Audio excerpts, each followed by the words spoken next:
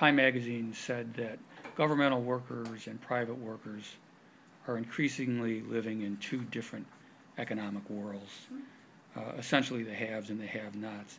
Do you think there is an equity between private and governmental workers, what governmental workers get, pensions, benefits, salaries, versus the private sector? And if you do, how do we correct that?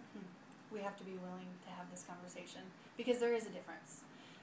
We didn't see it as much in the last 10 years because the private sector, it wasn't as inequitable, right? The private sector was doing really well, people were making money, people were growing, and it wasn't one was severely off kilter. But now, as the economy's reset itself, you have families of 4 making $45,000 a year. Maybe they have a college degree, but they're paying taxes, and there are families, who may, thank you to them, who are in public service, right? They're working for a public agency or whatever, and you haven't seen the same decrease in their benefits and their wages. Can you do anything about that? Yeah, we have to. It seems like it's a more. I'm working. There's a couple colleagues. One of my friends from Arkansas is working on a specific proposal, and we kind of pushed to see if we can have that conversation be a part of any end of the year deal.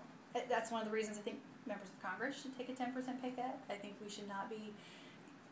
That's a credibility thing. That doesn't balance the budget. That's just you need to be willing to look at what's happening to the average family. I have family members who are either underemployed or unemployed, and then you have people who work, for an agency who end up with 100 days of comp time at the end of their retirement. They take a half a year off, and you scratch your head going, wait a minute, we've gotten out of whack.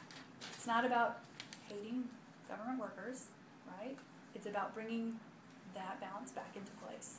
And at the state levels, you'll see in almost every state has a major problem with this, mostly with regard to unfunded pension liability, but it's usually health benefits, and I'll say our state level benefits are different than the federal level benefits, and it's better at the state levels. And that's part of the reason you see every state struggling and facing bankruptcy if they don't get certain things in track. So if we're willing to look at every agency and we're willing to make cuts and adjustments, I think we need to look no further than our own benefits and salaries, whether you're a federal worker or not.